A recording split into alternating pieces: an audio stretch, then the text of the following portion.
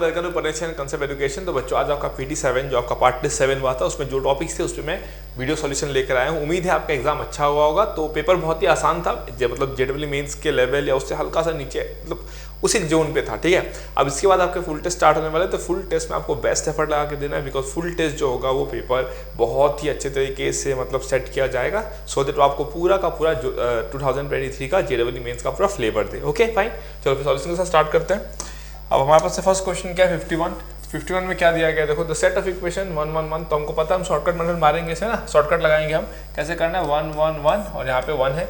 फिर कितना दिया हुआ है तुमको a minus a 3 5, a minus a 3 5। फिर दिया हुआ है तुम्हारा 5 माइनस 3 a 6, 5 माइनस 3 a 6, ये दिया हुआ है ना। तो सबसे पहले हम लोग क्या करेंगे, इसको जीरो बनाएंगे।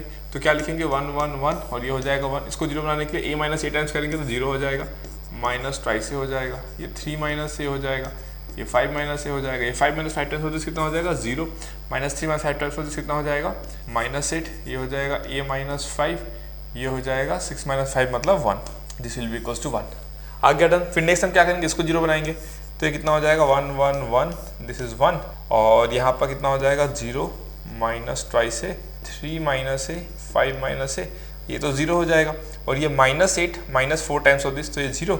और ये a minus 5 minus 4 times of this है ना, a माइनस 5 माइनस 4 टाइम्स हमको क्या करना पड़ेगा दिस। अच्छा एक सेकंड, यहाँ पे आपका a माइनस 8 टाइम्स ऑफ किया ना, तो माइनस से माइनस ट्वाइस से हो जाएगा। हाँ ठीक है, okay fine. So a minus 5 है ना माइनस 4/8 टाइम्स आएगा, देखना ध्यान से, माइनस 4/8 टाइम्स ना। तो a minus 5 minus 4/8 times of क्या लिखोगे आप बताओ, यहाँ पे 3 माइनस a लिखोगे, 3 माइनस a, तो ये कितना आ जाएगा। और बाकी ये तो सिंपल, ये कितना आ जाएगा आपका 1 minus 4/8 times of this particular thing, right. तो ये तो आराम से आ जाएगा, पहले हम इसको कैलकुलेट कर लेते हैं, राइट। मैंने क्या किया देखो ध्यान से, -8 माइनस 4/8 टाइम्स ऑफ दिस किया है ना, और ये a minus 5 minus 4/8 times of this, तो कितना आ गया तुम्हारा a माइनस 5 माइनस, इसको मैं सीधा एलसीएम लेके सीधा ही लिख देता हूँ है ना, तो सीधा लिखूंगा तो कितना आएगा बोलो, this will be equals to a square minus 5a, फिर कितना हो जाएगा minus 12 plus 4a divided by a, that is equals to how much, a square minus a, मतलब a square minus a minus 12 by a, कुछ ऐसा आ जाएगा यहाँ पे, a square minus a minus 12 by a, ठीक है ना। और आपको बोला कि सिस्टम जो है हैज इनफाइनाइट सॉल्यूशन दिया गया, राइट। ठीक है, चलो अगर इनफाइनाइट सॉल्यूशन दिया जाता है तो यहाँ पे हम नेक्स्ट को क्या निकालेंगे, नेक्स्ट हम लोग करेंगे देखो यहाँ पे 1 माइनस 4/8 टाइम्स ऑफ है ना, 4/8 टाइम्स ऑफ क्या लिखेंगे 1 minus 4/8 times of 5 minus a, 5 minus a, तो कितना आ जाएगा आपका देखो, this will be a minus 5 into 4 20 plus 4a है ना, और नीचे आ जाएगा तो ये आ गया तुम्हारा 5a माइनस 20/a, तो ये आ गया 5a माइनस 20/a, राइट। अब चाहते क्या हो तुम, अब तुम चाहते हो कि इसमें तुमको क्या मिल जाए, इनफाइनाइट सॉल्यूशन, राइट। अब तुमको पता है इनफाइनाइट सॉल्यूशन मिलने का कंडीशन क्या होना पड़ेगा, दोनों को जीरो होना पड़ेगा, पूरा का पूरा रो नीचे वाला जीरो हो जाएगा। तो हम लोग क्या करेंगे इसमें, a square minus a minus 12 equal to 0। So a का वैल्यू कितना आ सकता है 3 आ जाएगा, या फिर क्या आ जाएगा आपका 4 आ जाएगा, राइट। यही तो फैक्टर बनेगा आई थिंक। इसको हम अगर फैक्टराइज करेंगे तो क्या मिलेगा देखो, दैट इज इक्वल टू 0 मिलेगा ना। और क्या चाहिए तुमको, ये चाहिए, तो a इक्वल्स यहाँ से क्या आ जाएगा देखो, यहाँ से क्या आ जाएगा आपका a इक्वल्स टू 4, साफ साफ पता चल रहा है। और यहाँ से आएगा देखो a माइनस 4 है ना, a plus 3 equals to 0। So a का वैल्यू आ गया 4 माइनस 3, तो यहाँ से 4 माइनस 3, यहाँ से 4, तो आंसर क्या हो जाएगा आपका 4। तो यहाँ पे आंसर क्या हो जाएगा आपका 4, मतलब option A is the right answer है ना। सो ए ऑप्शन जो होगा वो आपका राइट आंसर बनेगा, करेक्ट। आगे बढ़ते हैं फिर नंबर 2 में क्या दिया हुआ 52, if a and b are matrices such that ab equals to a है ना, मैट्रिसेस पे है क्वेश्चन नंबर 52 ना, तो दिस इज 52। क्या कहता है वो, if a and b are matrices such that ab equals to and ba equals to b then which of the following is correct. ठीक है, अगर हमारे पास ab इक्वल्स टू a है और कितना है आपके पास में ba इक्वल्स टू b, ठीक है। सो अगर मैं ट्रांसपोज ले लूँ ab ट्रांसपोज, तो ये कितना आ जाएगा आपका a transpose. So this will be b transpose a transpose equals to a transpose. इतना तो हमको मिला है, क्लियर, इतना तो हमको मिला। फिर हमको पूछा क्या है, then which of the following is correct, right. Okay, अगर हमको इसमें से करेक्ट चेक करना है तो हम कैसे मिलाएंगे इसमें, देखो अगर मैं आपको बोलूँ यहाँ पे है ना, अगर मैं इस पर ट्रांसपोज ले लूँ तो क्या आएगा a transpose b transpose equals to b transpose, right. और अगर मैं यहाँ पे a ट्रांसपोज की जगह पे b ट्रांसपोज a ट्रांसपोज लिख दूँ तो कुछ फायदा मिलेगा, कुछ भी फायदा नहीं मिलेगा यहाँ पे, राइट। सो अपने को यहाँ पे मैनेज करना है, देखो ना चीज़ों को यहाँ पे मैनेज करना है। So what I can write is, अगर मैं बी ट्रांसपोज की जगह पे यहाँ पे ए ट्रांसपोज बी ट्रांसपोज लिखूँ तो बी ट्रांसपोज यहाँ पे अगर मैं ए ट्रांसपोज बी ट्रांसपोज लिख दूँ तो, है ना, ए ट्रांसपोज बी ट्रांसपोज, ठीक है। सो यहाँ पे इसको मैं यहाँ पे सब्स्टिट्यूट करूँगा, बी ट्रांसपोज को यहाँ पे सब्स्टिट्यूट करूँगा तो कितना आएगा, A transpose B transpose A transpose that is equal to A transpose, right. फिर देखो ध्यान से, ये बी ट्रांसपोज ए ट्रांसपोज को मैं क्या लिख सकता हूँ, A transpose. So A transpose that is equal to A transpose, तो हेंस ए ट्रांसपोज का स्क्वायर कितना आ गया आपका, ए ट्रांसपोज। तो ऑप्शन ए मैच हो गया आपका, देखो ऑप्शन ए परफेक्टली मैच हो गया। तो ये सब क्वेश्चन क्या होता है, मैनिपुलेशन बेस्ड क्वेश्चन होता है, राइट। तो ऑप्शन ए यहाँ पे आपका करेक्ट हो चुका है, ठीक है, डन। फिर आगे बढ़ते हैं नेक्स्ट क्वेश्चन पे। नेक्स्ट है आपका 53 नंबर। 53 में क्या है, if A equals to this matrix, है ना, जहाँ पे K is a unit matrix of order 3, है ना, ये एक मैट्रिक्स है, एंड आई होगा शायद, आई गेस के लिखा हुआ है बट एंड है, and I is the unit matrix of order 3, then A square plus 2a to the power 4 plus 4a to the power 6 is how much. तो सबसे पहले देखो ये सबके सब इवन पावर्स है, ए स्क्वायर ए 4 ए 6 है। तो पहले हम इवन पावर निकाल के देखते हैं कि वो हमको देता क्या है इवन पावर, ठीक है। तो सबसे पहले आपके पास में ए कितना है, ए स्क्वायर की अगर मैं बात करूँ तो ए स्क्वायर कितना आएगा, देखो 1 0 0 0 1 0 and this is A B minus 1 into, फिर सेम हो जाएगा 1 0 0 0 1 0 A B minus 1, right. So अगर मैं ए स्क्वायर की बात करूँ तो ए स्क्वायर देखो मेरा कितना आ रहा है, ए स्क्वायर आ रहा है आपका देखो 1 0 0, फिर आएगा आपका 0 1 0, फिर आएगा 0 and this is third column ना, तो 0 0 1 0 0 1, तो ये तो आई आ गया, मतलब ए स्क्वायर आई आ गया। अगर ए स्क्वायर आई आता है तो a to the power 4 equals to a to the power 6 equals to a to the power 8, सब आई आएगा, आएगा कि नहीं आएगा। तो हमको जो दिया गया है यहाँ पे ए स्क्वायर वो कितना आएगा आपका 1, और ये ऐड हो जाएगा सब 4 5 6 7, तो हमको मिलेगा 7i, लेकिन 7i तो ऑप्शन में नहीं है।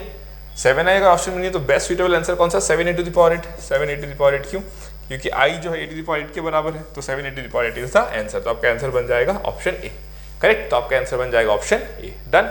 आगे बढ़ते हैं नंबर 54 पे।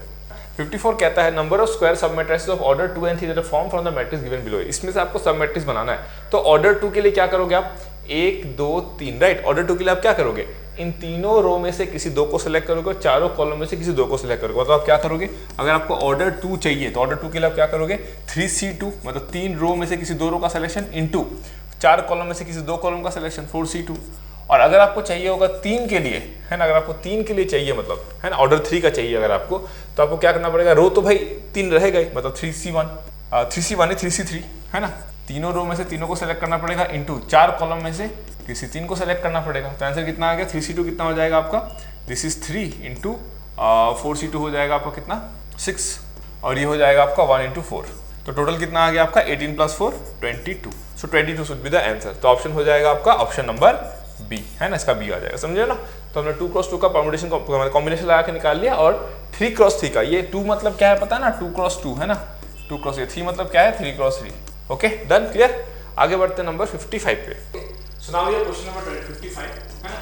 तो 55 में क्या है, देखो बोलता है आपको कि डिटरमिनेंट ऑफ दिस इक्वल्स, जब आप उसको इवैल्यूएट करोगे तो आपको ये मिल रहा है, तो आपसे पूछा ए नॉट क्या है। तो टेक्निकली क्या है आपका, एक आइडेंटिटी है, और अगर ये एक आइडेंटिटी है तो आप क्या करोगे, यहाँ पे बोथ साइड में आप x का वैल्यू 0 बिठा दो। जैसे ही 0 बिठा दोगे तो ए नॉट बच जाएगा राइट हैंड साइड में, और ए नॉट का वैल्यू यहाँ पे बच जाएगा। तो अपने को क्या करना है, यहाँ पे देखो अपने को करना है 0 -1 3 -3 0 2 4 -3 1 इक्वल्स टू ए नॉट, यही है ना ए नॉट। तो कितना आ गया आपका 0 आ जाएगा, उसको तो लिखने का मतलब नहीं है, फिर आ जाएगा 1 एंड दिस विल बी 0 -9, फिर कितना आ जाएगा आपका +3 4 +6, है ना, इक्वल्स टू कितना आ गया ए नॉट। तो ए नॉट कितना आ गया 30 -9 इक्वल्स टू ए नॉट। तो देयरफॉर ए नॉट कितना आ गया आपका 21, क्लियर है ना।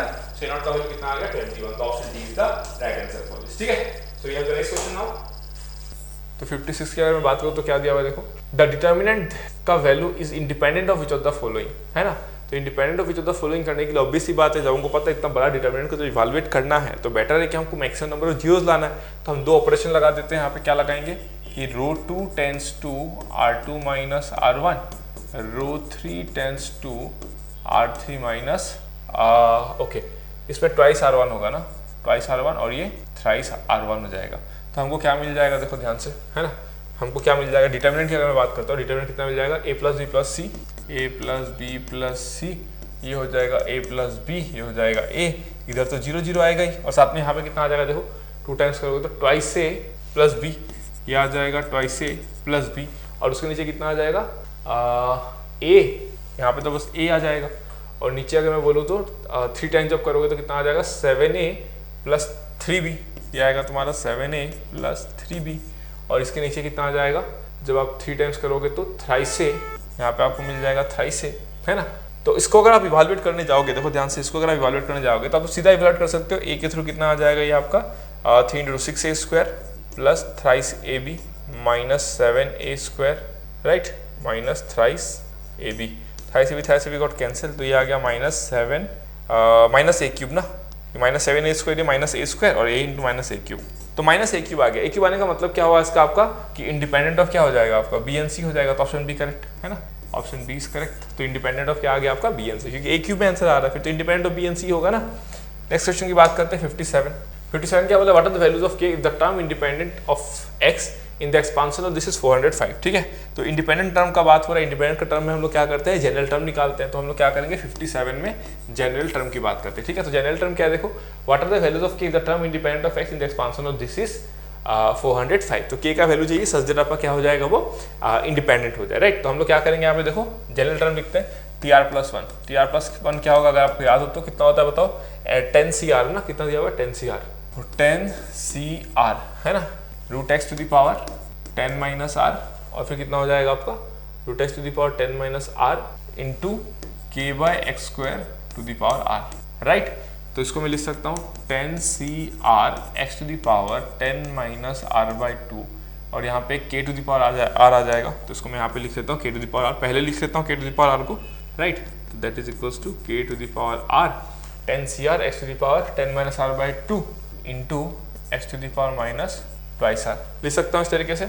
तो इसको मैं लिखूंगा k to the power r 10 CR x to the power है ना 10 माइनस r माइनस 4r/2, सो ये आ गया k to the power r 10 CR x to the power 10 minus 5r/2, है ना, ये आ गया k to the power r 10 CR x to the power 10 minus 5r/2। अब अगर ऐसा हमको मिलता तो हमको क्या बोला है देखो ध्यान से, हमको बोला है कि the term independent of x, तो टर्म इंडिपेंडेंट ऑफ एक्स आपको किस वैल्यू पे मिलेगा ये देखना इंपॉर्टेंट रहेगा।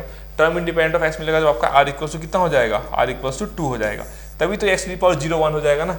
तो r इक्वल्स टू 2 पे हमको क्या वैल्यू मिल रहा है k² 10c2, इसका वैल्यू तुमको कितना दिया हुआ है 405, तो देयरफॉर k² कितना हो गया आपका 405/10c2, राइट। सो इसको मैं लिख सकता हूँ कि जो k² है उसका वैल्यू है 405, और 10c2 कितना होता है देख लेते आ जाओ, 10c2 में साइड में कर दे रहा हूँ, 10c2 का वैल्यू हो जाएगा 10 factorial by 8 factorial into 2 factorial, तो ये 90/2 दैट इज इक्वल्स टू 45, तो ये 45 हो गया। तो देयरफॉर k² कितना आ गया आपका 9 के बराबर, तो k कितना आ गया ±3 के बराबर, है ना। तो k का वैल्यू कितना आ गया ±3, तो आंसर कितना हो जाएगा आपका ऑप्शन नंबर ए।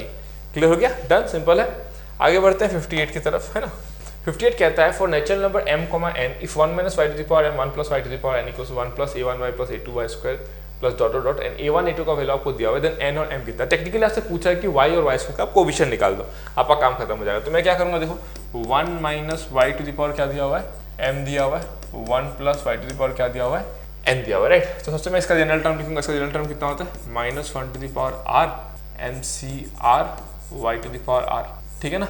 और इसका जनरल टर्म कितना होता है बोलो nc सम p ले लेता हूं मैं, है ना, और ये कितना हो जाएगा y to the power p। Clear. अब इसका वैल्यू कितना दिया जाता है तुमको 1 + a1y + a2। एक्चुअली ऐसे लिखना गलत होगा क्योंकि इसका वैल्यू नहीं दिया गया, राइट। हमको पूरे का वैल्यू दिया गया, लेकिन हम तो पूरे का वैल्यू, हम तो बस जनरल टर्म लिख रहे हैं ना, हम तो बस जनरल टर्म लिख रहे हैं, तो इसको ऐसे लिखना गलत होगा, है ना। इक्वल्स टू हम नहीं लिखेंगे, ठीक है, हम ऐसे रहने देते हैं, ठीक है। अब हमको चाहिए क्या देखो y का हमको कोएफिशिएंट चाहिए, y का कोएफिशिएंट क्या है तुम्हारा a1 है। तो टेक्निकली a1 कैसे आएगा बताओ, अगर मैं तुमसे पूछूं a1 कैसे आएगा, है ना। तो a1 का वैल्यू 10 है, वो तो हम लोग लिखेंगे, बट a1 आएगा कैसे देखो, a1 आएगा जब तुमको किसका कोएफिशिएंट चाहिए, y का कोएफिशिएंट चाहिए, है ना। मतलब यहाँ पे p0 रखो, यहाँ पे r1 रखो, एंड यहाँ पे p1 रखो, यहाँ पे r0 रखो, तो कितना आएगा जब p का वैल्यू 1 रखोगे तो ये आएगा तुम्हारा nc1, राइट। nc1 का वैल्यू कितना होता है अगेन n होता है, ओके फाइन n। फिर यहाँ से कितना आएगा, यहाँ से देख लो कितना आएगा, यहाँ से आएगा तुम्हारा, है ना, दिस इंटू दिस, समझ रहे ना मैं क्या बोला, p का वैल्यू 1 रखो तो r का वैल्यू 0 रखो, r का वैल्यू 0 रखने पे तो यहाँ पे कितना ही आ जाएगा, देयर विल बी व्हाट, है ना। मैं बोल रहा हूँ देखो p का वैल्यू हम लोग क्या रखते हैं 1 रखते हैं, p का वैल्यू 1 रखने पे nc1 हो गया, और r का वैल्यू यहाँ पे क्या रखते हैं हम लोग 0 रखते हैं, है ना। r का वैल्यू 0 रखेंगे तो कितना आ जाएगा mc 0, राइट। आर का वैल्यू 0 रखने से तो 1 हो गया, तो ये n, तो यहाँ पे हमको कितना मिलेगा n, और प्रोडक्ट हो जाएगा यहाँ पे कितना मिलेगा आपको -m, तो ये वैल्यू आएगा। क्लियर हो गया ना, डन। मतलब यहाँ से हम लोग y उठाए, यहाँ से 1 उठाए, फिर हम लोग यहाँ से y उठाए, यहाँ से हम लोग 1 उठाए, तो हमको n - m मिल गया। तो n - m का वैल्यू कितना मिला, n - m का वैल्यू मिला हमको 10, तो पहला इक्वेशन तो हमको ये मिल गया, ठीक है। अब देखो दूसरी इक्वेशन की बात करते हैं। दूसरे इक्वेशन को क्या चाहिए, y² चाहिए। तो y² अब कैसे कैसे मिलेगा बताओ, y² मिलेगा। y² मिलने के लिए क्या करना पड़ेगा, यहाँ पे हम लोग 2 लेंगे, यहाँ पे हम लोग क्या करेंगे, यहाँ से हम लोग 1 को उठाएंगे, है ना, यहाँ से हम लोग क्या उठाएंगे, 1 को उठाएंगे। तो यहाँ से जब 2 लेंगे हम लोग तो NC2 आएगा, NC2 आएगा, है ना। फिर हम लोग यहाँ से भी 2 को लेंगे, यहाँ से 2 को लेंगे तो कितना आ जाएगा तुम्हारा, प्लस MC2 आ जाएगा, प्लस MC2 आ जाएगा, है कि नहीं, सही है। फिर हम लोग क्या करेंगे, हमको स्क्वायर चाहिए ना, फिर हम लोग यहाँ से क्या करेंगे, y p का वैल्यू 1 रखेंगे, यहाँ पे भी r का वैल्यू 1 रखेंगे, तो p का वैल्यू 1 रखने पे कितना आएगा, प्लस MC1, और यहाँ पे 1 रखेंगे तो माइनस MC1, तो माइनस कितना हो जाएगा, MC1 इंटू NC1, है ना, कुछ ऐसा आ जाएगा। That is equals to how much, 10, that is again equals to how much, 10। तो इसको अगर मैं तोड़ूंगा तो कितना हो जाएगा, देखो n into n-1/2 plus m into m-1/2 minus mn equals to 10। So ये कितना आ गया, देखो n² plus m² minus n plus m, shortcut मार दिया मैं यहाँ पे, minus twice mn equals to 20। देखो आ गया ना। फिर मैं क्या लिखूंगा, देखो m² plus n² minus twice mn, मतलब कितना हो जाएगा, m माइनस n का whole square minus n plus m equals to how much, 20। अब इसका वैल्यू कितना दिया हुआ है, 10 दिया हुआ है, तो 100 हो गया, है ना। सो m प्लस n का वैल्यू कितना आ गया आपका, 80। देखो m प्लस n का वैल्यू 80 आ गया, और n माइनस m का वैल्यू कितना है, मतलब माइनस m प्लस n का वैल्यू कितना है आपका 10, है ना। तो मेरे पास n का वैल्यू कितना आ गया, 45, और n अगर 45 आ गया तो m कितना आ गया आपका 35। देखो आराम से हमने यहाँ से सॉल्व कर लिया। तो m का वैल्यू 35, n का वैल्यू 45, तो m का वैल्यू 35, तो ऑप्शन डी। तो ऑप्शन डी आपका जो है वो परफेक्टली क्या हो रहा है, मैच हो गया, करेक्ट, डन। आगे बढ़ते हैं फिर 58 के बाद 59 पे। तो 59 कहता है क्रिकेट क्लब है 15 मेंबर्स, है ना, क्रिकेट क्लब है 15 members of whom only 5 can ball, मतलब 15 मेंबर्स है जिसमें से 5 बॉल कर सकते हैं, ठीक है। तो मैं बोल सकता हूँ टोटल मेंबर्स कितना है, टोटल 15, और बॉलर्स कितने हैं, बॉलर्स है आपके 5, ठीक है ना। So cricket club has 15 members of whom only 5 can bowl, ठीक है। If the name of 15 members are put into a box and 11 are drawn at random, then the probability of getting an 11 players team containing at least 3 bowlers is, तो at least at most जब भी आता है हमको पता है क्या करना है, एटलीस्ट 3 बॉलर्स मतलब 3 बॉलर, 4 बॉलर है तो 5 बॉलर। तो प्रोबेबिलिटी ऑफ द इवेंट कितना हो जाएगा, देखो एक तो आप क्या करो कि 15 में से आप किसी भी 11 को ले लो, एनी 11 को, उसके बाद आपको क्या करना है, देखो 5C3 मतलब आपने 5 बॉलर लिया इंटू रिमेनिंग जो 10 है उनमें से कितने को लोगे आप, 10C8 प्लस या तो आप 5C4 लोगे मतलब 4 बॉलर को लोगे, और रिमेनिंग जो होंगे वो कितने होंगे बताओ, 10C7 प्लस या तो आप 5C5 मतलब 5 के 5 बॉलर लोगे इंटू कितना हो जाएगा आपका ये 10C6। क्लियर हो गया, डन। तो इतना आ सकता है आपके पास में, ठीक है। सो आफ्टर ये लॉजिक आपको समझ में आ गया, मतलब आप क्या कर रहे हो, देखो 3 बॉलर ले रहे हो, बाकी नॉन बॉलर्स, 4 बॉलर बाकी नॉन बॉलर, मल्टीप्लाई क्यों हुआ, क्योंकि हर एक प्लेयर का कॉम्बिनेशन यहाँ पे इसके कॉम्बिनेशन को चेंज करेगा, राइट। तो इसीलिए दोनों क्या है तुम्हारे काइंड ऑफ डिपेंडेंट है कि इसमें तुम क्या ले रहे हो, इसमें क्या ले रहे हो, तो प्रोडक्ट करेंगे हम लोग, और यहाँ पे ये आ गया। So after calculating this thing you will get the value as 12/13, है ना। जब आप उसको कैलकुलेट करोगे, we won't calculate it because it will take time, हम लोग टाइम वेस्ट नहीं करेंगे। So it will give you how much, 12/13। Clear हो गया, डन। ये तो आराम से कैलकुलेट कर सकते हो, वैल्यूज आर वेरी सिंपल, है ना। तो इस तरीके से आप इसका 12/13 निकाल सकते हो। ऑप्शन डी आ गया आपका, ठीक है। आगे बढ़े आप नंबर 60 की तरफ बढ़ते हैं। 60 कहता है if the papers of 4 student can be checked by any one of the 7 teachers, है ना। मतलब 4 स्टूडेंट के पेपर है, मतलब स्टूडेंट 4 है, S1 S2 S3 S4, teacher 7 है, T1 T2 T7, है ना। तो बड़ा सिंपल सा फंडा है, क्या फंडा है कि स्टूडेंट 4 है और टीचर 7 है। तो if the papers of 4 student can be checked by any of the 7 teachers, the probability that all the 4 papers are checked by exactly 2 teachers is, है ना। तो अगर मैं बात करूं कि अगर कोई भी रेस्ट्रिक्शन है, प्रोबेबिलिटी ऑफ इवेंट बड़ा सिंपल होता है।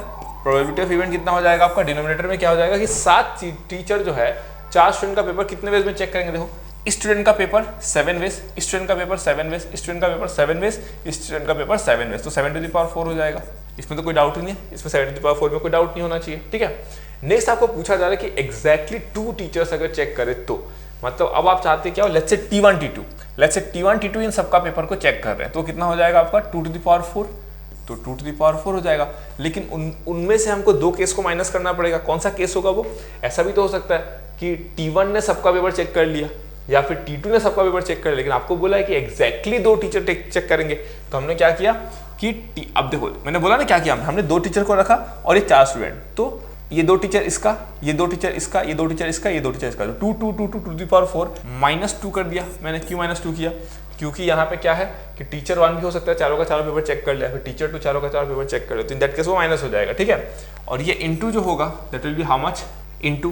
फिर आप बोलोगे सर ये इंटू क्यों कर रहे हो? इंटू इसीलिए कर रहे हैं बिकॉज आपको कैसे पता कि सिर्फ यही 2 टीचर चेक करेंगे, वो 2 टीचर तो कोई भी हो सकते थे। सो टेक्निकली वो क्या करना है, किसी भी 7 में से 2 का सिलेक्शन भी करना है, तो इंटू कितना हो जाएगा 7C2। तो हमारे पास आंसर कितना आएगा देखो 14 इंटू 7C2 हो जाएगा आपका 7 into 6 divided by 2 into 7 into 7 into 49, कुछ ऐसा आ जाएगा ना, देख लो। तो हम ये 7 को तो यहाँ से उड़ा सकते हैं, ये 7 2 को इसके साथ उड़ा सकते हैं, तो कितना आ गया हमारे पास 6 बाय 7 इंटू 49 है ना। तो ये 7 और ये 7 भी तो कैंसिल हुआ, तो 6 बाय 49 आएगा आपका, फिर 6 बाय 49 आ गया है ना। तो ऑप्शन ए आ गया आंसर आपका, देख लो। समझ में आया ना क्या किया? इसका मतलब इरेस्पेक्टिव ऑफ एनीथिंग, इसका मतलब क्या है कि हमने 2 टीचर को सेलेक्ट किया, किसी भी 2 टीचर को सेलेक्ट किया। इसका मतलब क्या है कि वो 2 टीचर कितने वेज में चेक करेंगे 2 टू द पावर 4, लेकिन उनमें से 2 केस को माइनस किया। कौन सा केस? कि ये टीचर सब पेपर को चेक कर गया, वो केस को हटाएंगे, ये टीचर सबको चेक कर गया, वो केस को हटाएंगे, तो -2 कर दिया, क्योंकि आपको क्वेश्चन में दिया गया है कि एग्जैक्टली 2 टीचर्स। ठीक है, डन। आगे बढ़ते हैं 61 पे। 61 क्या कहता है? 3 integers are chosen at random from the set of first 20 natural numbers. The chance that their product is a multiple of 3. अब product is a multiple of 3 होने के लिए वो जो 3 नंबर आप ले रहे हो उनमें से कोई एक तो मल्टीपल ऑफ 3 होगा। सो मल्टीपल ऑफ 3 क्या क्या होता है आपका? 3, 6, 9, 12, 15, 18 है कि नहीं? बता दो। तो 1 2 3 4 5 6 ये 6 नंबर 3 के मल्टीपल्स होते हैं। तो टोटल कितने हैं यहाँ पे? 6 नंबर्स। ठीक है, अगर यहाँ पे 6 नंबर्स होते हैं, ठीक है, तो रिमेनिंग नंबर्स कितने हो जाएंगे तुम्हारे? रिमेनिंग कितने हो जाएंगे तुम्हारे?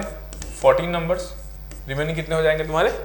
14 नंबर्स। ठीक है, अब अगर 6 नंबर्स है यहाँ पे, रिमेनिंग तुम्हारे 14 नंबर्स अगर है, सो हम लोग क्या कर सकते हैं यहाँ पे? देखो हम लोग कर सकते हैं 6 नंबर्स है, 14 नंबर्स हैं, और हमको क्या बनाना है कि 3 इंटीजर को चूज करना है सच दैट वो क्या है तुम्हारा मल्टीपल ऑफ 3 हो। तो हम एक काम करते हैं, है ना, प्रोबेबिलिटी ऑफ जो इवेंट होगा, ये हमारा जो इवेंट है उसमें सबसे पहले तो हम लोग क्या करेंगे नीचे में कि हम लोग 20 में से किसी भी 3 को उठा लें पहले तो 20C3 हो जाएगा नीचे, इसमें तो कोई डाउट नहीं है।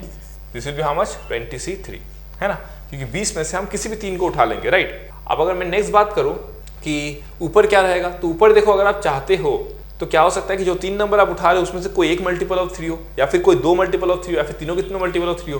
दैट मींस मैं बोल सकता हूँ कि ये 6 में से किसी एक को उठा लो 6C1 इंटू इन 14 में से किसी 2 को उठा लो 14C2। क्लियर हो गया?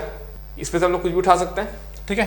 प्लस आप इन 6 में से 2 को उठा लो 6C2 इंटू आप इस 14 में से कितने को उठा लो? किसी एक को उठा लो, राइट। या फिर आप क्या कर सकते हो, प्लस इन 6 में से तीनों का तीनों को उठा लो इंटू आप इन 14 में से किसी को भी मत उठाओ।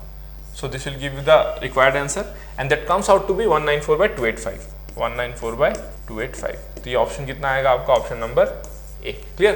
तो आराम से इसको टैकल कर सकते हो। तो ऐसे ही परम्यूटेशन कॉम्बिनेशन में ये स्टेप ही चैलेंजिंग होता है, जिसमें से आपका न्यूमरेटर चैलेंजिंग होता है, डिनोमिनेटर तो लाइक सब निकाल लेते हैं। तो इस क्वेश्चन में न्यूमेरिकल का ये फंडा था। क्लियर हो गया? डन। आगे बढ़ते हैं 61 का 62 में दिया हुआ है 62 is a point is selected at random from the interior of a circle, the probability that the point is close to the centre than the boundary of the circle is, है ना।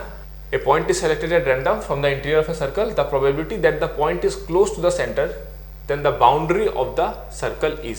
ठीक है, मतलब आपको बोला जा रहा है कि एक सर्कल है आपके पास में, लेट्स से सर्कल का सेंटर है, रेडियस को आप 2r मान लो, तो हाफ बाउंड्री कितना पे आएगा आपका? हाफ बाउंड्री आएगा आपका कितना पे? r पे आएगा। तो आपसे बोल रहे हैं कि वो पॉइंट यहाँ पे लाई करे, तो उसको बोलते हैं क्वेश्चन बेस्ड ऑन, आप बोल सकते हो इट्स लाइक ज्योमेट्रिक फिगर पे आपको प्रोबेबिलिटी कैलकुलेट करना है। ठीक है, तो प्रोबेबिलिटी ऑफ इवेंट जो होगा कितना हो जाएगा? प्रोबेबिलिटी ऑफ इवेंट, देखो पॉइंट कहीं पे भी लाइक कर सकता है, उसका एरिया कितना है? पाई r स्क्वायर, है ना। ये एरिया बेस्ड पे है, मतलब पाई r स्क्वायर। तो आपका r कितना लिया हुआ है? 2r, तो पाई 2r स्क्वायर। फिर आपका इवेंट क्या है, जिसमें आपको किसमें इंटरेस्ट है कि पॉइंट जो है वो यहाँ रहे, इस रीजन में रहे। तो इस रीजन में होने के लिए क्या होगा आपका? पाई इसका एरिया r स्क्वायर। तो आंसर कितना आ गया आपका? 1/4। तो इसमें आंसर कितना आ जाएगा आपका? 1/4। मतलब D is the right answer for this question. Clear हो गया? डन। सो डी आपको आराम से मिल जाएगा। ठीक है, अब हम बात करते हैं 63 की। तो 63 क्या कहता है? देखो 63 कहता है if n+4c n+1 - n+3c n = 15 n+2 then the value of n is. हमको पता है इसमें हम लोग सीधा फैक्टरियल एक्सपांड मत करने लग जाना, निपट जाओगे, है ना। इसमें हम लोग प्रॉपर्टी लगाते हैं। सबसे पहले हम लोग क्या करते हैं? n+4/n+1 करते हैं और इसको n+3cn करते हैं, n plus 3cn equals to 15n plus 2। तो ये कितना आ जाएगा तुम्हारा, देखो n plus 4 by n plus 1 minus 1, और ये आ गया n plus 3cn equals to 15n plus 2।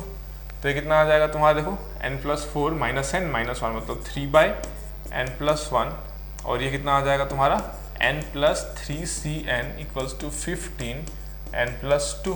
So implies that ये कितना आ जाएगा n प्लस 3 फैक्टोरियल, नीचे आएगा आपका 3 फैक्टोरियल n, और कितना आएगा n plus 3 minus n into n factorial, है ना। तो ये आएगा and that is equals to how much, that is equals to, देखो 3 और 15 में 5 कैंसिल हो गया तो 5n प्लस 1 और n प्लस 2 ये आ जाएगा। सो इम्प्लाइज दैट यहाँ कितना आएगा, देखो n प्लस 3 रह जाएगा, और n प्लस 2 n प्लस 1 इसके साथ में क्या हो जाएगा आपका n plus 3 n plus 2 n plus 1, देखो n plus 3 n plus 2 n plus 1 into n factorial नीचे, और नीचे कितना आ जाएगा यहाँ पे, this should be equals to 30 times of n plus 1 n plus 2, right. n plus 1 n plus 2 cancel, n plus 1 n plus 2 cancel, और I think ये n फैक्टोरियल और n फैक्टोरियल भी कैंसिल हो जाएगा, तो ये भी कैंसिल हो गया।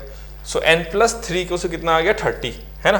सो n प्लस 3 कितना आ गया आपके पास में 30, देखो इम्प्लाइज दैट n प्लस 3 कितना आ गया आपका 30, देयरफॉर n कितना आ गया आपका 27। तो प्रॉपर्टी बेस्ड क्वेश्चन होता है, कभी कभी आ जाता है जेडब्ल्यू में, तो इसलिए दिया गया था। तो n का वैल्यू कितना आ गया 27, तो option A is the correct answer. Correct हो गया, डन। आगे बढ़ते 63 के बाद 64 कहते हैं the mean deviation from the mean of the AP this is how much. Mean deviation from the mean of the AP, भाई पहले मीन तो निकाल लो, और मीन के लिए आपको नंबर ऑफ टर्म्स चाहिए। नंबर ऑफ टर्म्स कितना है, देखो a plus 0d, a plus 1d, 2d, 3d, twice N D. देखो यहाँ से लेके यहाँ तक ट्वाइस एन, और ये a प्लस 0d मतलब एक, तो ट्वाइस एन प्लस 1 टर्म्स है ना। तो मीन की अगर मैं बात करूँ, what is mean, mean is equal to sum of all a plus d plus dot dot dot dot a plus twice N d divide by कितना आ जाएगा आपका, है ना, डिवाइड बाय कितना आ जाएगा आपका ट्वाइस एन प्लस 1। सो इसमें हम लोग क्या करेंगे, देखो टोटल नंबर ऑफ टर्म्स कितना होता है आपका यहाँ पे twice N plus 1 divided by 2, और first term plus last term, तो a plus twice N D, और नीचे कितना आ जाएगा ट्वाइस एन प्लस 1। तो ये और ये कैंसिल, तो ये फाइनली कितना आ जाएगा twice N plus twice N D मतलब a प्लस एन डी आ गया, है ना। तो ये आपका कितना आ गया, देखो मीन आ गया, ध्यान से देख लो। तो मीन निकालना बड़ा आसान था, आपने मीन निकाल लिया। अब मीन निकालने के बाद तो मीन आपका निकालना तो ऑब्जेक्टिव है नहीं, आपको बोला mean deviation with respect to mean. So mean deviation with respect to mean और मोड दो चीज़ें होती है, वो हम लोग कैसे निकालेंगे, देखो हम लोग बोल सकते हैं ना इसको कि यहाँ पे अगर मैं इसको लिखना चाहूँ तो हर टर्म से आपको मीन को माइनस करना है, तो मैं लिख सकता हूँ ना a प्लस आर डी, है ना, minus a plus N d. Mean deviation हम लोग क्या करते हैं, हर टर्म को मीन से माइनस करते हैं, और यहाँ पे मैं लगा दूंगा आपका जो समेशन होगा that will be equals to r equals to 0 से लेकर ट्वाइस एन, यही हमको करना है, देख लो। तो अब अगर कैंसिल करूंगा तो a कैंसिल हो गया, तो कितना आ जाएगा समेशन r इक्वल्स टू 0 से लेकर ट्वाइस एन, ये मॉड ऑफ कितना आ जाएगा, देखो ये आ जाएगा आपका r d minus n D, मतलब r माइनस एन आ जाएगा मॉड, और d एक बाहर आ जाएगा, है ना, क्योंकि d को तो कोई लेना देना है नहीं किसी चीज़ से, तो कांस्टेंट रहेगा जो भी डिफरेंस है। तो ये हमको मिल गया यहाँ पे, देखो ठीक है ना। अब हमको क्या करना है, देखो हम हर वैल्यू को अगर माइनस करेंगे यहाँ पे, है ना, तो यहाँ पे तो आपका d रहेगा, है ना, वो तो रहेगा ही जो रहना है उसको, ठीक है।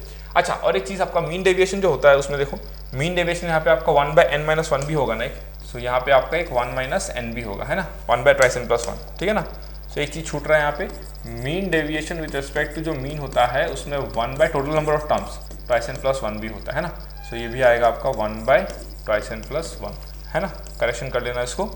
और यहाँ पे कितना आएगा आपका, this will be equals to d by twice N plus 1, और देखो ये अंदर जो है, अंदर कितना आएगा, देखो r का वैल्यू 0 बिठाने पे मॉड ऑफ माइनस n, फिर कितना आएगा प्लस 1 बिठाओगे तो mod of 1 minus n plus 2 minus n plus dot dot dot dot plus कितना आएगा n माइनस n आएगा, फिर प्लस n प्लस 1 करोगे तो n प्लस 1 माइनस n मतलब plus mod of 1 plus mod of 2 plus करते करते करते जब ट्वाइस n बिठाओगे तो कितना आ जाएगा प्लस मॉड ऑफ n। इस तरीके से आएगा कि नहीं आएगा देख लो, है ना, इस तरीके से आएगा कि नहीं आएगा देख लो, क्लियर। और जब इस तरीके से आएगा तो आप क्या लिखोगे, देखो d by twice N plus 1, और देखो ये तो आपको 0 हो गया, लेकिन बाकी अगर आप देखोगे तो ये 2 बार रिपीट होता है। आपको पता है ना, मीन से जब आप राइट की तरफ जाओगे, लेफ्ट की तरफ जाओगे तो डिफरेंस आपको 2 बार दिखेगा, ओवर उधर से एक बार और इधर से एक बार।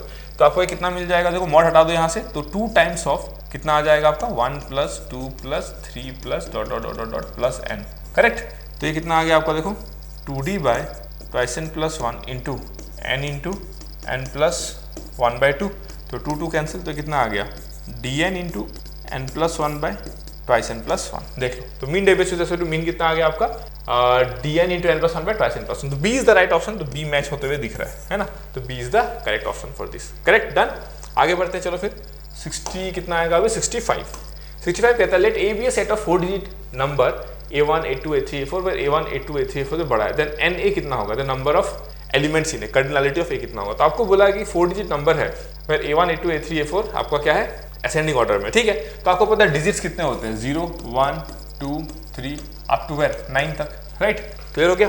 अब जो 4 डिजिट नंबर जो बना है वो तो इसी से बना है, तो मैं क्या करूंगा टेक्निकली आप खुद ही सोच के देखो, मैं इस 10 नंबर में से किसी भी 4 को सेलेक्ट कर लूंगा। आप बोलोगे सर आपने किसको सेलेक्ट किया, मैं बोला आप किसी को भी सेलेक्ट कर लो, लेट्स से 0 को कर लो, 3 को कर लो, 7 को कर लो, 5 को कर लो। तो मैंने जैसे ही सिलेक्शन किया तो उसको मैं एक बार असेंडिंग ऑर्डर में अरेंज कर दूंगा। तो कैसे करूंगा मैं इसको 0 3 5 7। तो वैसे ही जैसे जैसे मैं सबको सेलेक्ट कर लूंगा 4 को, मैं उसको अरेंज करते जाऊंगा, चाहे असेंडिंग या डिसेंडिंग हो, राइट।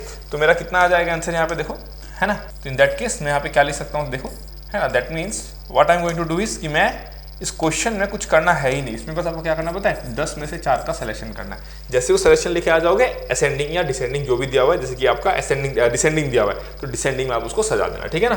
तो 10c4 कितना हो जाएगा आपका देखो, 10c4 हो जाएगा आपका 10 factorial by 6 factorial into 4 factorial. तो ये आ जाएगा आपका 10 इंटू 9 इंटू 8 इंटू 7 और नीचे आ गया आपका इंटू 6 फैक्टोरियल और नीचे आएगा 6 फैक्टोरियल इंटू 4 इंटू 3 इंटू 2। तो 6 फैक्टोरियल कैंसिल हो गया, है ना।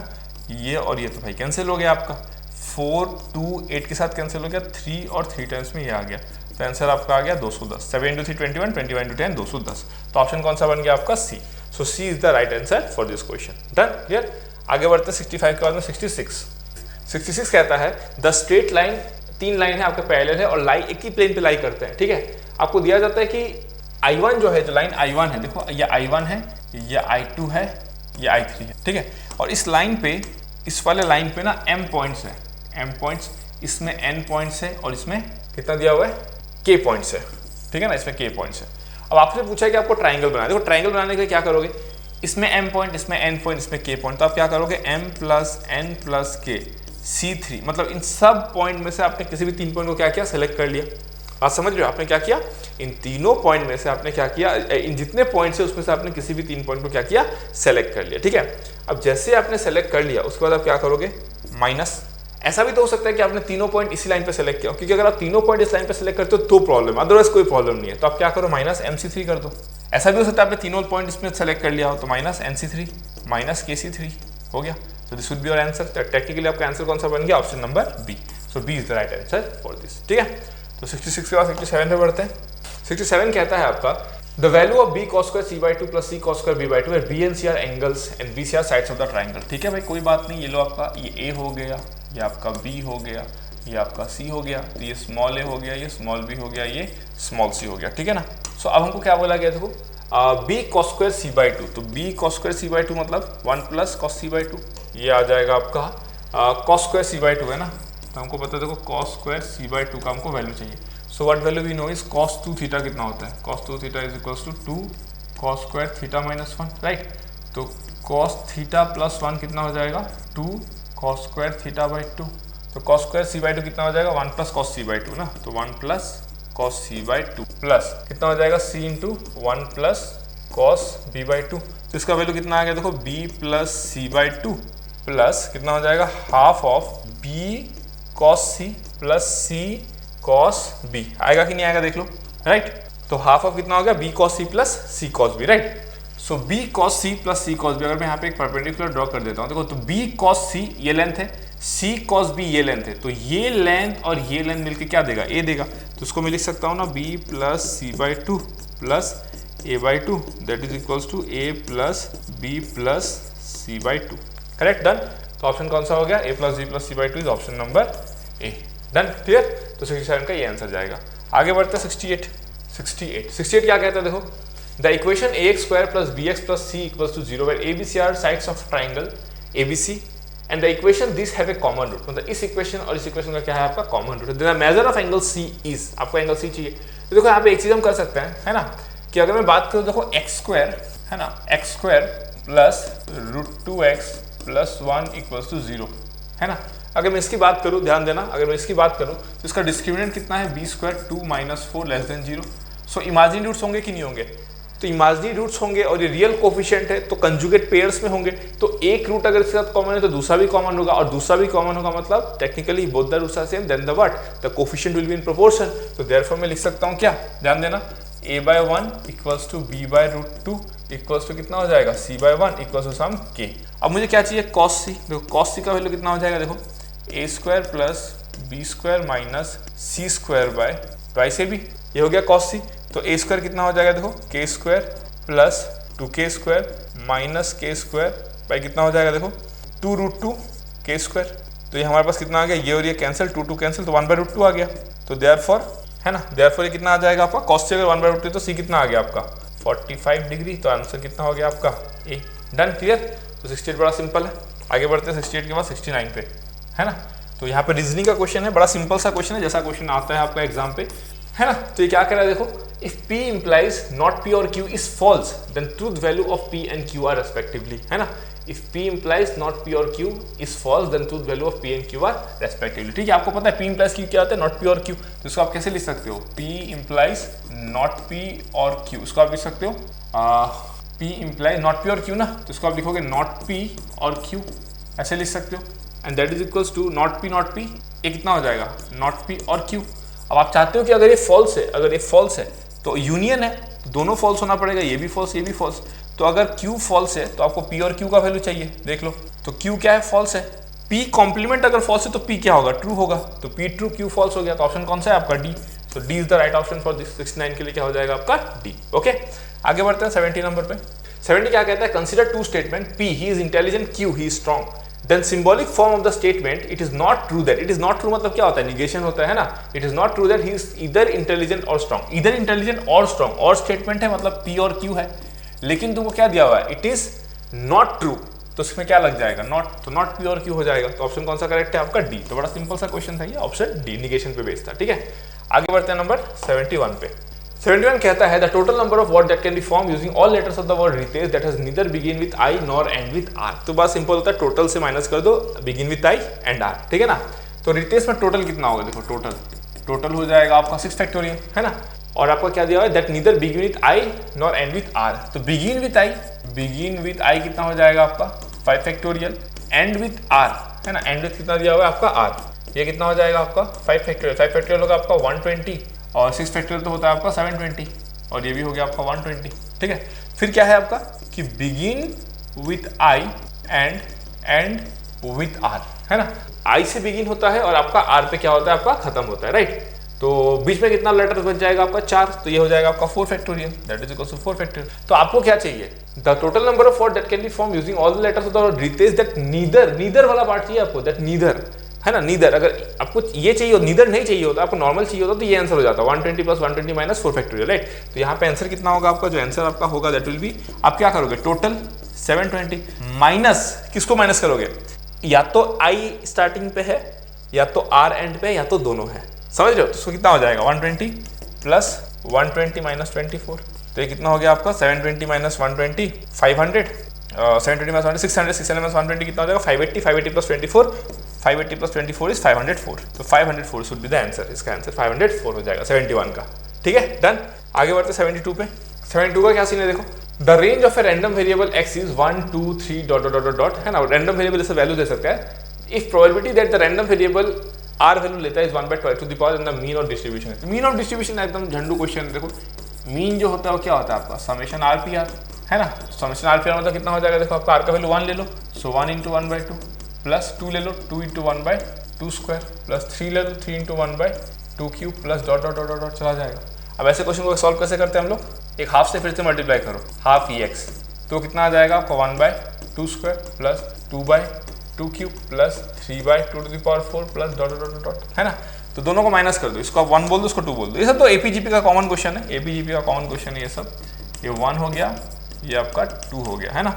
सो आप 1 माइनस 2 कर दो, तो जब 1 माइनस 2 आप करोगे तो कितना मिलेगा, half e x that is equal to, देखो 1/2 है कि नहीं, कितना आ जाएगा, देखो 1/2 plus 2/2 square minus 1/2 square is 1/2 square plus 3/2 cube minus 2/2 cube is 1/2 cube plus dot dot dot dot dot एक इनफाइनाइट सीरीज। एक इनफाइनाइट सीरीज का वैल्यू पता है आपको, जब r -1 से 1 के बीच है तो आप क्या लिखते हो a बाई 1 माइनस r। तो a कितना है आपका 1/2, 1 माइनस r मतलब 1 माइनस 1/2, तो ये हो गया आपका 1। सो देयरफॉर ex कितना हो गया आपका, ex का वैल्यू हो गया आपका 2। सो एक्सपेक्टेड वैल्यू, मीन वैल्यू कितना हो जाएगा आपका for this distribution is 2। Clear हो गया, तो आंसर हो जाएगा आपका 2। सो 2 is the right answer for this, correct. आगे बढ़ते हैं 73 पे। 73 क्या कहता है देखो, 73 कहता है the number of polynomials of the form this are that are divisible by x square plus 1 where ABC belongs to, मतलब ABC ये वैल्यू ले सकता है। आप बोलते हो कि ये पॉलिनोमियल जो क्यूबिक पॉलिनोमियल दिख रहा है उसको आप क्वाड्रेटिक पॉलिनोमियल से डिवाइड किए तो आपको जो रिमाइंडर है वो नहीं चाहिए, तभी तो डिविजिबल बोल पाओगे ना। तो टेक्निकली देखते हैं कि हम लोग x क्यूब है ना, x cube plus ax square plus bx plus c, इसको जब हम किससे डिवाइड करेंगे x स्क्वायर प्लस 1 से ना, प्लस 1 से, तो x टाइम्स करेंगे हम लोग कितना हो जाएगा x क्यूब प्लस x, तो ये प्लस का माइनस हो जाएगा यहाँ पे, x क्यूब प्लस x यहाँ पे कर दो है ना, प्लस x, तो प्लस का यहाँ पे माइनस हो जाएगा।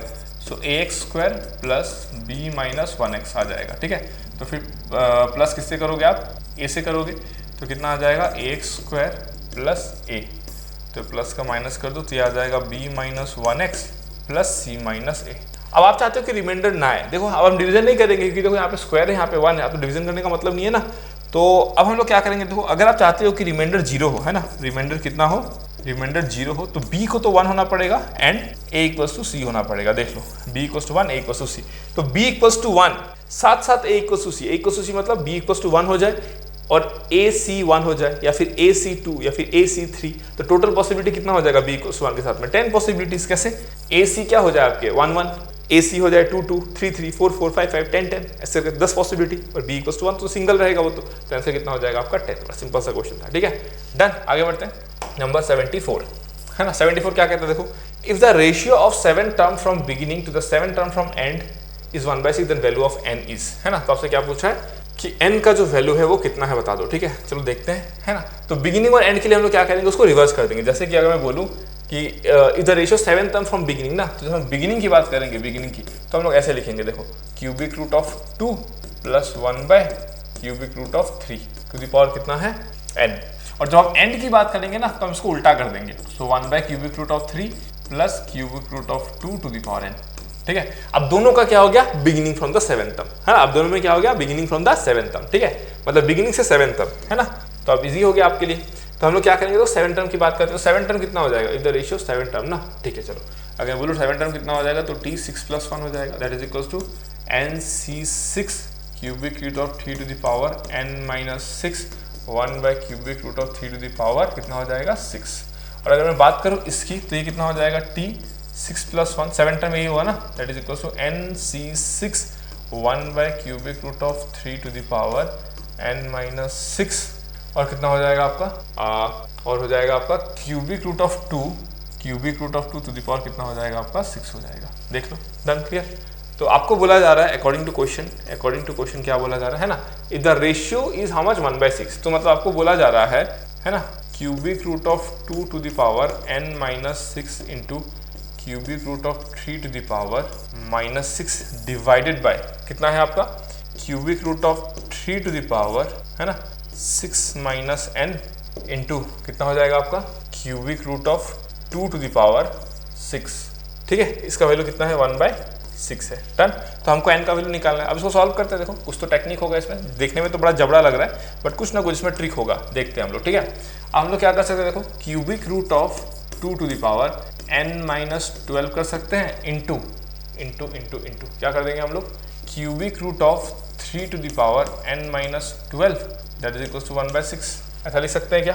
तो ये कितना हो गया तुम्हारा, देखो 2 to the power 1/3 into 3 to the power 1/3 to the power n - 12 equals to 6 to the power -1। तो इम्प्लाइज दैट ये कितना हो गया, 6 to the power n - 12/3 equals to 6 to the power -1। So therefore n - 12 कितना हो गया, n - 12/3 equals to -1। So n कितना हो गया, इम्प्लाइज दैट n का वैल्यू कितना आ गया, देखो ये -3 उधर 12 चला गया, तो 12 - 3 इज 9, तो n का वैल्यू कितना हो गया 9 हो गया, डन। सो n का वैल्यू कितना मिल जाएगा आपको, 9 मिल जाएगा, करेक्ट, डन। तो आगे बढ़ते हैं नंबर 75 पे। 75 75 कहता है the minimum positive integral value of m such that 1073 to the power 71 minus m may be divisible by 10, है ना। तो डिविजिबल का कंसेप्ट यार ये तो और भी झंडू क्वेश्चन है। तो आप क्या करोगे, 1000 प्लस 3 टू द पावर क्या कर लो 71 कर दो, ठीक है। इसका एक्सपांसन करो, इसका एक्सपांसन कितना हो जाएगा देखो 71c0 1000 to the power 71 3 to the power 0 plus 71c1 1000 to the power 70 3 to the power 1 plus dot dot dot कहाँ तक जाएगा plus 71c71 3 to the power कितना हो जाएगा आपका 71। आ गया डन। तो अब मैं यहाँ से क्या कर सकता हूँ देखो 10 निकाल लूँगा, तो यहाँ पे कुछ आएगा देखो, यहाँ से जब मैं 10 निकाल लूँगा यहाँ तक तो अंदर में k आ जाएगा और प्लस वहाँ कितना आएगा 3 टू द पावर 71। मतलब जब मैं इस वाले नंबर को 10 से डिवाइड करूँगा तो ये तो आ गया कुछ और बचा 3 to the power 71।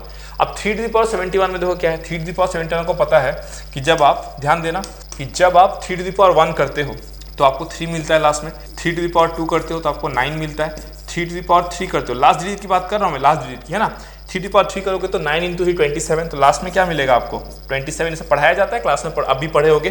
3 to the power 4 करोगे तो 7 इंटू 3 21, तो 3 टू द पावर 4 में जो लास्ट डिजिट होगा वो कितना होगा 1 होगा। तो देखो 3971 3971 इसको बोलते हैं साइक्लिसिटी, वो रिपीट करता है, राइट। तो 71 में क्या आ रहा होगा, 71 में देखो 68 में तो ये आ रहा होगा, 68 में 69 में ये 70 में ये 71 में ये आ रहा होगा। दैट मीन्स जब तुम इसको हैंडल करोगे तो इसमें जो आना है वो तो आएगा, लेकिन लास्ट में जो टर्म होगा वो कितना होगा 7, लाइक 27 37 47 17 कुछ तो आएगा, मतलब लेकिन 7 में रहेगा वो, बस समझ रहे हो। तो अगर 7 में रहेगा तो ये तो डिवाइड हो गया 10 से और यहाँ तो 7 बच गया, राइट। तो आपसे क्या पूछा गया है, the minimum possible integral value of m such that this minus m is divisible by 10, है ना। तो यहाँ से 7 रह गया और यहाँ पे क्या है आपका m है, तो m का मिनिमम वैल्यू कितना होगा, आप यहाँ पे m का मिनिमम वैल्यू कितना रखोगे 7 रख दोगे, 7 रख दोगे तो कितना हो जाएगा, ये जो 7 जो आ रहा है रिमाइंडर वो क्या हो जाएगा इस 7 के साथ में कैंसिल हो जाएगा। तो आंसर कितना आ जाएगा आपका m इक्वल्स टू 7, समझ रहे मिनिमम वैल्यू। अगर आप m इक्वल टू 17 रखोगे तो भी काम होगा, 27 रखोगे तो भी काम होगा, लेकिन मिनिमम पूछा है तो आप क्या रखोगे 7। तो ये तो बहुत कॉमन मॉडल क्वेश्चन है, डिवीजन पे बेस्ड था, तो आप आराम से इसको हैंडल कर लेंगे, ठीक है डन क्लियर। तो यही था बस आपका एनटीएस का सॉल्यूशन। पेपर बड़ा बेसिक सा रखा गया था और आने वाला जो एनटीएस होगा, जो फुल टेस्ट होगा वो जबरदस्त होगा, उसमें आपको बहुत मजा आने वाला है, ठीक है। सो होप सो बहुत अच्छे से तैयारी करो, 1 महीना बचा हुआ है, अपना बेस्ट एफर्ट दो, बहुत अच्छा होगा, ठीक है। चलो thank you so much, good bye.